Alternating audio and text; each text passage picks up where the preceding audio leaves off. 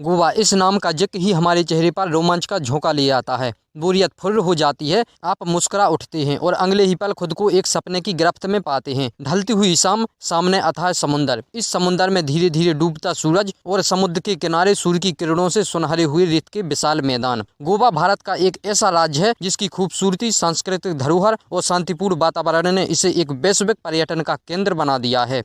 लेकिन गोवा की यह खूबसूरती केवल प्राकृतिक ही नहीं बल्कि इसकी संस्कृति और इतिहास भी समृद्ध है। यहाँ के चर्च, किले और ऐतिहासिक स्थल हमें अतीत की महानता की याद दिलाते हैं। हालांकि इस स्वर्णिम राज्य का इतिहास बहुत ही संघर्षपूर्ण रहा है, क्योंकि यह लंबे समय तक गुलामी की जंजीरों में बंधा हुआ था। गोवा की स्वतंत्रता की कहानी एक साहसिक यात्रा है जिसे आज के इस वीडियो में हम कवर करने वाले हैं। हम यह भी जानेंगे कि कैसे गोवा को पुर्तगाल से आज़ादी मिली और कैसे इंडिया की डिप्लोमेटिक और सेना के एफर्ट की वजह से गोवा इंडिया में इंटीग्रेट हो पाया। तो आइए शुरुआत करते हैं। गोवा का क्षेत्र प्राचीन काल से ही व्यापार और सांस्कृतिक आदान प्रदान का एक महत्वपूर्ण केंद्र रहा है। इसकी भौगोलिक स्थिति और समुद्र के पास होने के कारण यह हमेशा विभिन्न साम्राज्यों का ध्यान अपनी ओर आकर्षित करता रहा।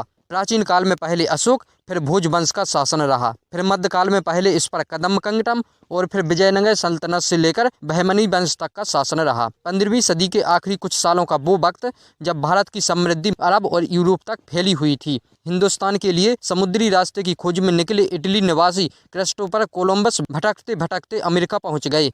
तब कोलंबस को लगा कि यही भारत है। कोलंबस की गलतियों से सबक लेकर पुर्तगाल का एक नाविक वास्को डी गामा 8 जुलाई 1497 को हिंदुस्तान का समुद्री रास्ता खोजने निकला।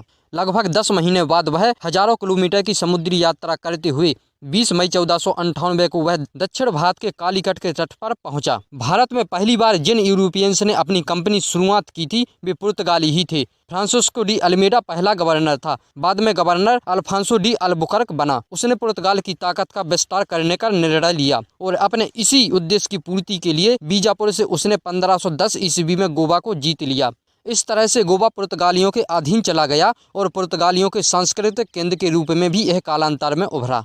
19वीं शताब्दी आते आते पुर्तगाली उपनिवेश गोवा, दमन, दादर, दीव और नागर हवेली तक सीमित हो गया। अब सवाल उठता है कि आखिर भारत में पुर्तगाली बसे क्यों? इसकी सबसे प्रमुख वजह यह थी कि अरब देशों का प्रभाव जो भारत के व्यापार पर उस वक्त बना हुआ था उसे पुर्तगाली कम करना चाह रहे थे। यही नहीं, ईसाई धर्म का भी उन्हें यहाँ प्रसार करना था। इस तरह से पुर्तगाली सबसे पहले भारत में आए और सबसे बाद में भी वही यहाँ से गए। पुर्तगालियों ने गोवा में क्रिश्चियन धर्म को फैलाने के लिए जबरदस्ती धर्म परिवर्तन किए। इसके साथ ही उन्होंने गोवा में भारतीय संस्कृति और परंपराओं को नष्ट करने की कोशिश की।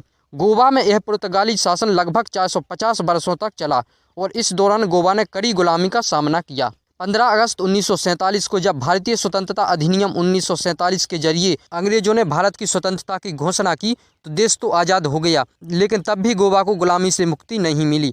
भारत का ये छोटा सा सुंदर राज्य पुर्तगाल के कब्जे में था। पुर्तगाली सरकार ने इस इलाके को भारत को सौंपने से इनकार कर दिया था। कूटनीतिक स्तर पर पंडित जवाहरलाल नेहरू ने बार बार पुर्तगाल से इस इलाके को सौंपने का अनुरोध किया, लेकिन पुर्तगाल सरकार राजी नहीं हुई। पुर्तगालियों ने तर्क दिया कि जब उन्होंने गोवा पर कब्जा किया था तो उस समय भारत गणराज्य अस्तित्व में ही नहीं था। भारत भले ही स्वतंत्र हो गया था, लेकिन गोवा अभी भी आज़ादी के लिए संघर्ष कर रहा था। गोवा की आज़ादी के लिए यहाँ पर स्वतंत्रता आंदोलन तब शुरू हुआ जब गोवा के राष्ट्रवादियों ने मिलकर 1928 ईस्वी में मुंबई में गोवा कांग्रेस समिति का गठन किया था। इस समिति के अध्यक्ष डॉक्टर टी.बी. कुन्हा थे। इन्हें गोवा के राष्ट्रवाद का जनक माना जाता है। गोवा के इस आंदोलन को 2 दशक तक सफलता नहीं मिल पाई, लेकिन 1946 में प्रमुख समाजवादी नेता डॉक्टर राम मनोहर लोहिया के गोवा पहुंचने से आंदोलन को एक नई दिशा मिल गई। उन्होंने देखा कि पुर्तगाली तो अंग्रेजों से भी बदतर थे।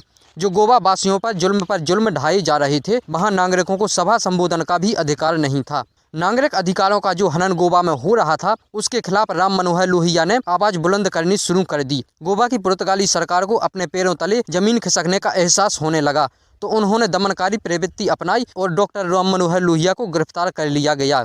इससे माहौल गर्माता देख पुर्तगालियों ने डॉक्टर राम मनोहर लोहिया को गोवा की सीमा से बाहर छोड़ दिया। साथ ही उनके गोवा में घुसने पर 5 साल तक के लिए रोक लगा दी। वहीं शुरुआत में कांग्रेस के बड़े नेता और नेहरू जी को लगता था कि अंग्रेजों से आज़ादी मिलने के बाद गोवा को आसानी से आज़ाद करा लिया जाएगा। वह उस समय गोवा को एक बहुत बड़ा प्रश्न नहीं मानते थे।